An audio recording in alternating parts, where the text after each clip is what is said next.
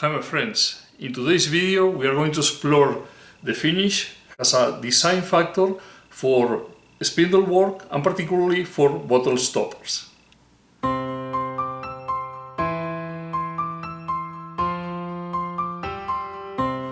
Hi my friends, how are you? I hope everybody's fine. My name is Daniel Vilarino. Welcome to my YouTube channel. A few videos ago we started to see different design elements that may affect spindle turnings and particularly bottle stoppers.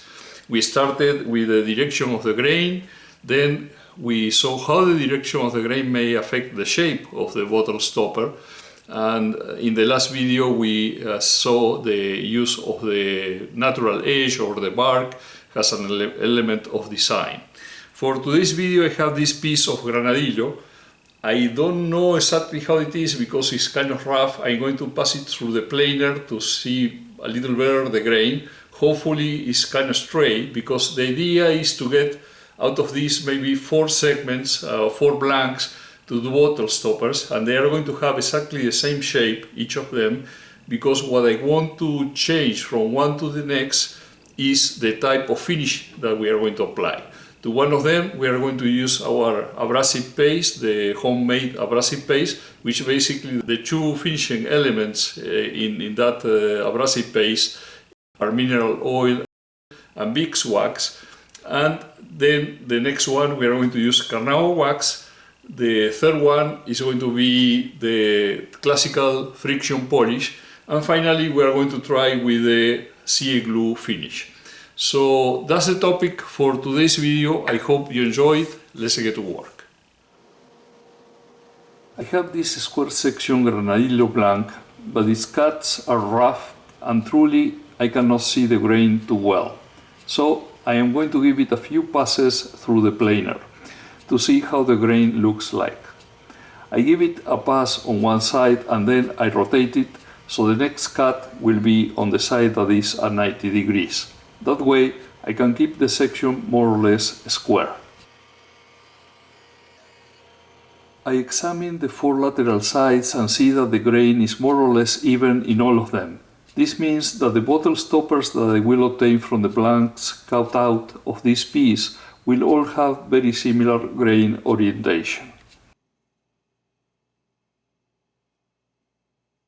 The piece is 12 inches in length. I can get 5 blanks of about 2 inches and a quarter each, and I have some extra material for what it is eliminated by the saw curve.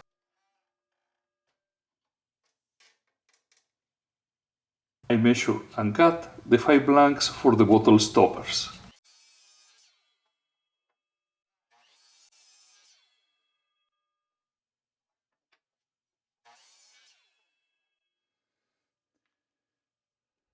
I put one of the blanks in this chuck that will hold it securely while I make the needed perforations and threads. Rotating at about 400 RPMs, I use a 1.5-inch Forstner bit to leave a flat circular surface that later will allow a perfect contact between the blank and the bottle stopper chuck seat. I made a perforation with an 11/32 of an inch bit for later make threads with a tap of 3/8 of an inch and 16 TPI, since that is the measure of the bottle stopper hardware and the chuck.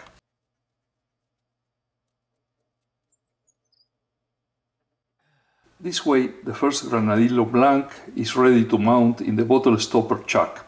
I will repeat the process for the 4 remaining pieces. I have achieved 5 blanks from the same wood with very similar grain, which was the original idea.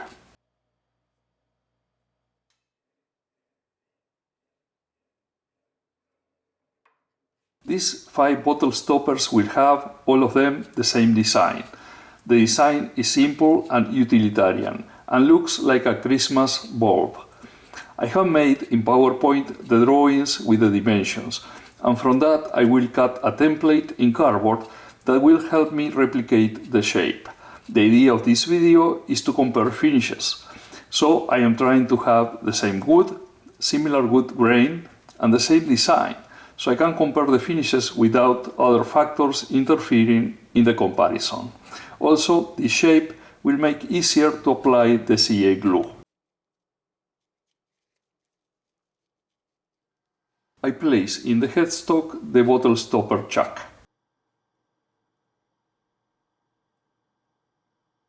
I thread the bottle stopper chuck screw in the granadillo blank. Since I use the tailstock as a guide for the perforations and the threading, I made sure that when tightening the piece against the chuck seat, the contact between the wood and the metal is perfect.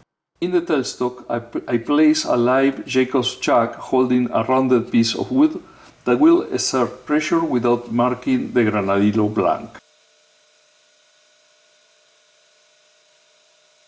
I use a skew chisel to draw up the blank.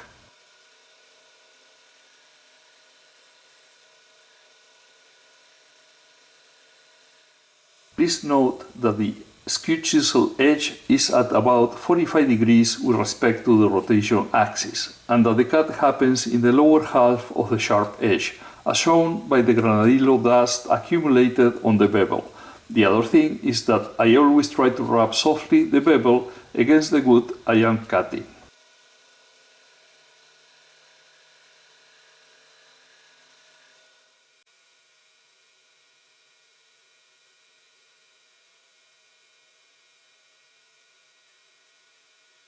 In the caliper I have the measure of 34 mm I need. It is still too big. I made a couple of soft cuts and now the caliper passes. A bit tight, but the sanding will take it to the desired measure. I am going to mark a line at 20 mm, which is the thickest part of the stopper, and another at 55 mm, which is the total length of it.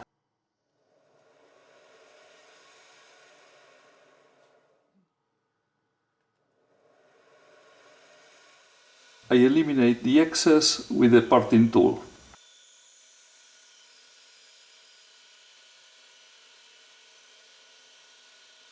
With a spindle gouge I begin to work on the curve from the thickest part to the base of the stopper. Because the shape will be the same for all 5 bottle stoppers, I will show the turning of just one of them. For the others, I will show the finishing steps that correspond with each case. Now I begin to work from the thickest part to the tip of the bottle stopper, and every so often I will check with the template to ensure I have the correct shape.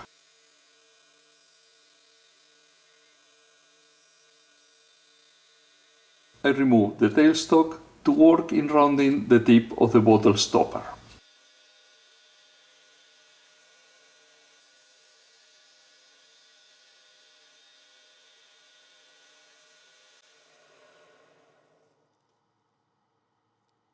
I use the skew chisel supported on its wide side as a negative rake scraper to smooth the surface and give the final adjustments.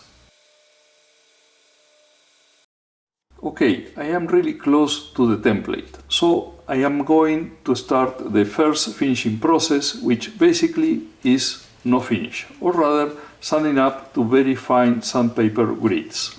I will start with 120, and from there I will go with 150, 220, 320, 400, 600, 800, 1000, and I will end with 2000 grit to obtain a very smooth surface. Granadillo is a wood that in it has a bit of its own natural oils, and between that and the handling of the piece, with time a patina will form on the surface of the bottle stopper. Beyond the sanding, which typically is always needed, this will be the easiest finish of the 5, and this stopper will serve as a comparison base for the other finishes.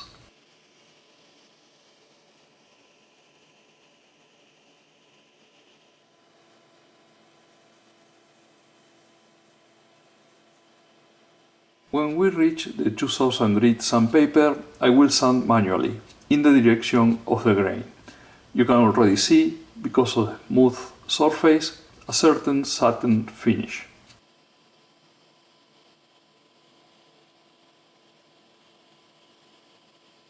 Something interesting of hard goods, and particularly the compact ones like this granadillo, is that only sanding them to high grit levels you get a pleasant and natural finish.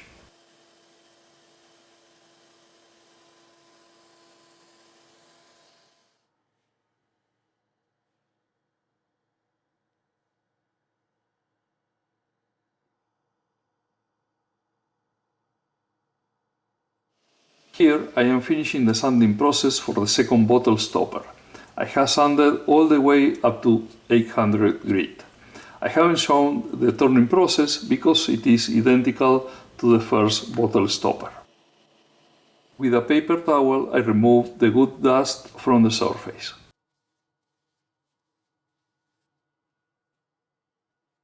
Using the previous bottle stopper as a model, I see that the form is very similar and the grain as well. The second finishing method will be using my homemade abrasive paste. To watch how I prepare this paste, please check the link in the top right corner of the screen or in the video description. First, I apply the paste with a paper towel with the lathe off and ensuring that they cover well all the surface. Then I start the lathe on at about 400 RPMs, and with the paper I distribute well the paste and begin the abrasion work. I increase the RPMs to about 1500 and I continue with the abrasion and polishing process.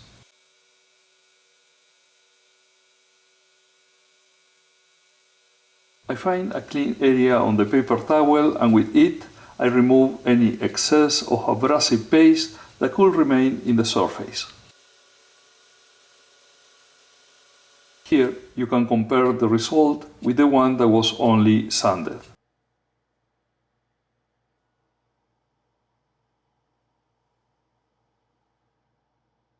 The abrasive paste leaves a soft shine, highlights the good colors, and the piece looks polished.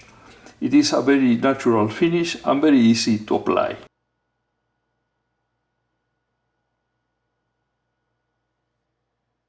To the third bottle stopper I will give finish with carnauba wax.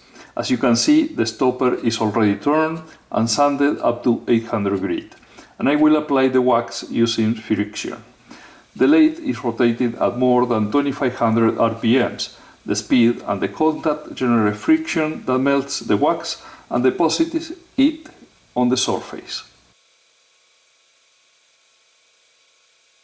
I let the wax dry for a few minutes and then with a paper towel I polish the wood. I apply a second coat of wax. Now that the wood temperature is higher due to the friction before, the wax melts more easily.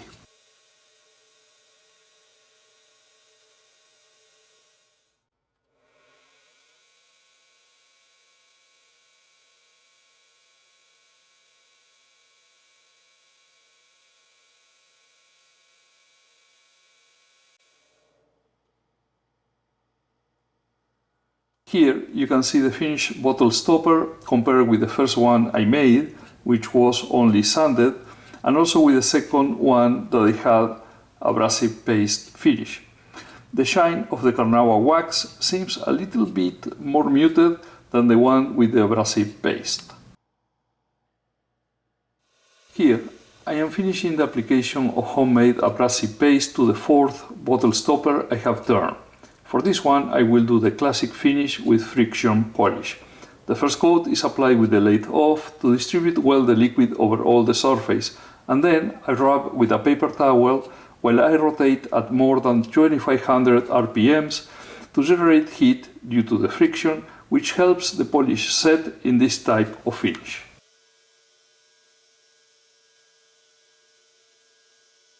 I let some minutes go by and then I apply another coat, this one with the lathe already rotating, to generate a deeper finish.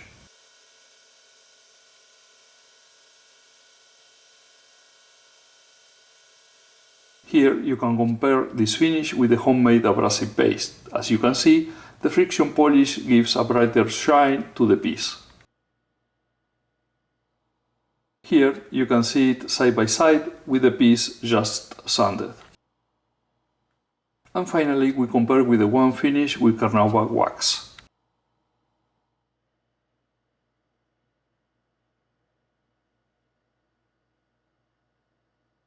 For the last finish I will sand only to 320 grit, because I will use CA glue and I want to leave a certain level of roughness on the surface. This is the most involved of all the finishes I tried today, but the result is excellent. In preparation I am cutting several pieces of paper towel that I will need for the application of the CA glue layers.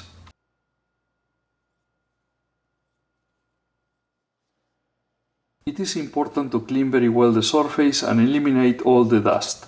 For that I use alcohol, since once I finish cleaning I can generate friction with the paper which hits the wood surface and evaporates any remaining alcohol easily.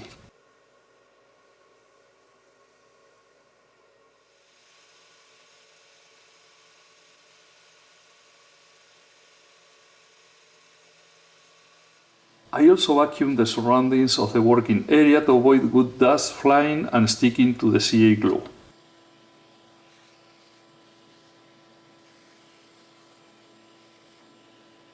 I fold a couple of times the pieces of paper towel that I cut before.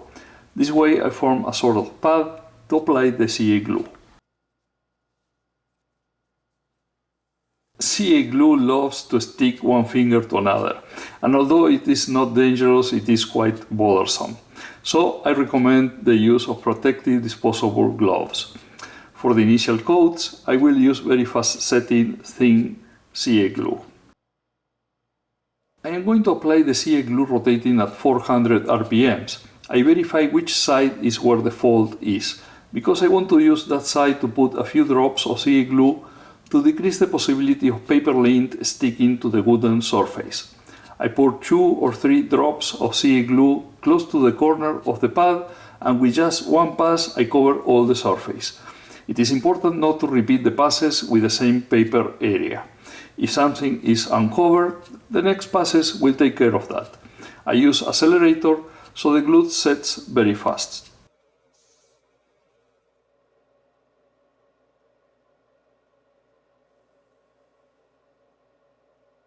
As you can see, I make a pass and I throw away the paper, and I use a new one for the next application.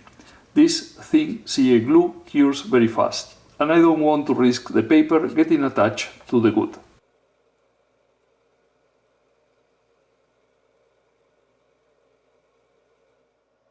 I am going to make about 10 passes with this fast setting CA glue. These passes will leave a good base for then applying between 7 or 8 passes with a medium CA glue that will give more thickness to the total coat applied.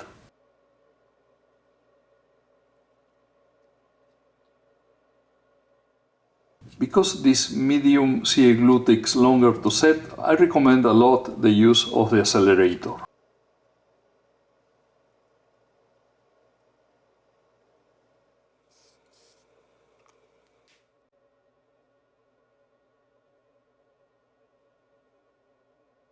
Once achieved a nice thick layer of CA glue, I am going to sand with micromesh pads. That is the reason for the tray I am putting under the piece. The chart shows the order of application of these sanding pads. We have to start with the rust pad. This is similar to a 400 grit in regular sandpaper. With this pad, I will try to eliminate the waves that the CA glue typically leaves. I dry well the piece and examine the surface. You can see that there are some shiny lines. These are the valleys of the waves, and the pad has not reached there yet. It requires more sanding. This is a critical step. We want to even up the surface but we do not want to sand too much and eliminate the whole CA glue coat. When you dry, please do it softly. You don't want to generate friction and melt the CA glue. I can still see bright lines, so I need to keep going with the rust pad.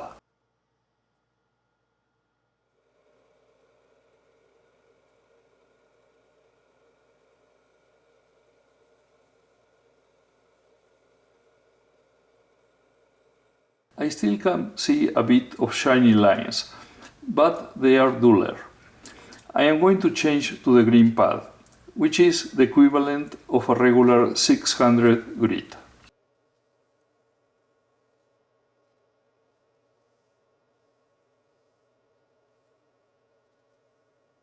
The bright lines have disappeared almost completely. I am going to go to the black pad, which is equivalent to something between 800 and 1000 grit for the regular sandpaper. From there, I will sand with the tan pad, equivalent to 1200 grit in regular sandpaper. After passing this pad, the piece begins to take a nice shine. Now I work with the wine-colored pad, which is equivalent to 1350 grit for regular sandpaper. Following, I use the teal-colored pad, which is equivalent to a regular 1500 grit sandpaper.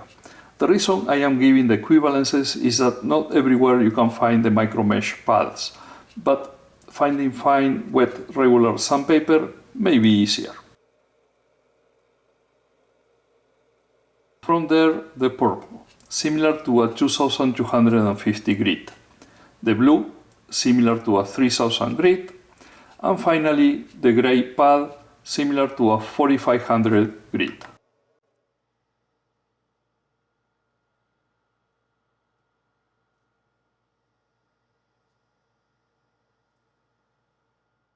The last step is to buff it with hot ultra gloss plastic polish. You just need to apply a little bit, distribute it well on all the surface and polish softly with a paper towel. Then you apply clean parts of the paper towel until you remove all the excess.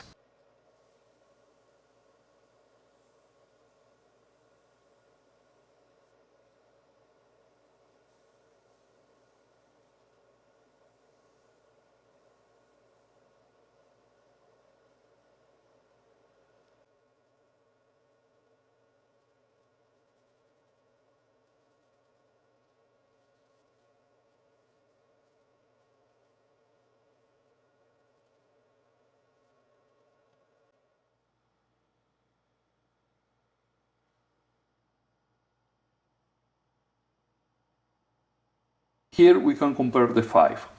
The least durable finish is probably just the sanding. The abrasive paste is a little better, from there the carnauba wax, the friction polish, and the most resilient is probably the CA glue. The brightest finish is the CA glue, followed by the friction polish, from there the abrasive paste, the carnauba wax, and finally just sanded.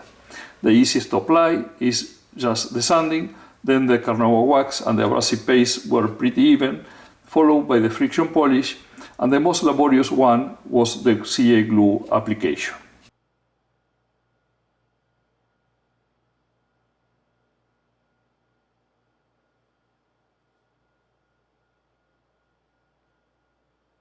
Finally, here a couple of pictures of all the bottle stoppers with the different finishes.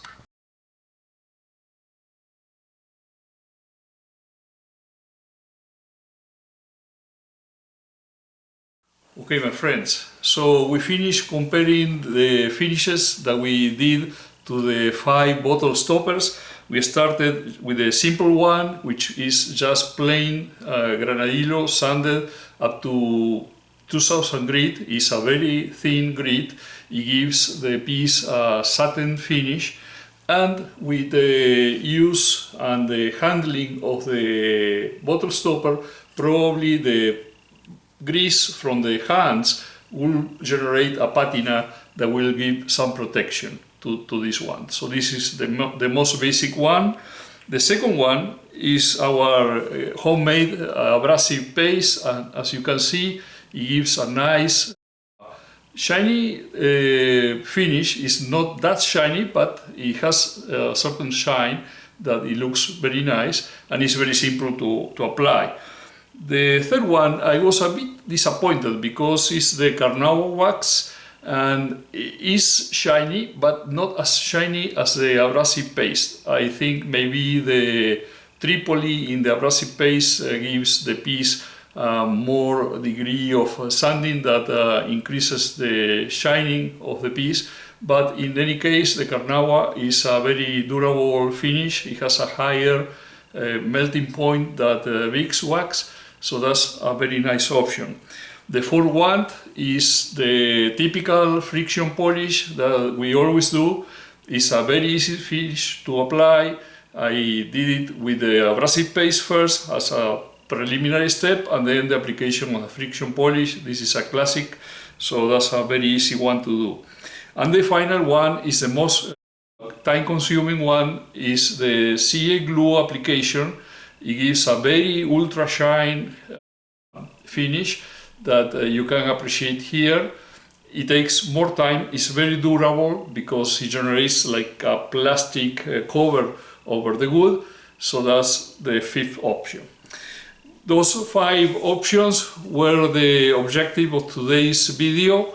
I hope you enjoyed the video. If that's the case, don't forget to mark the like button below, make comments, and if you haven't subscribed yet to my channel, please do so. There will appear the button to facilitate the subscription. And it will be until the next one. Cheers!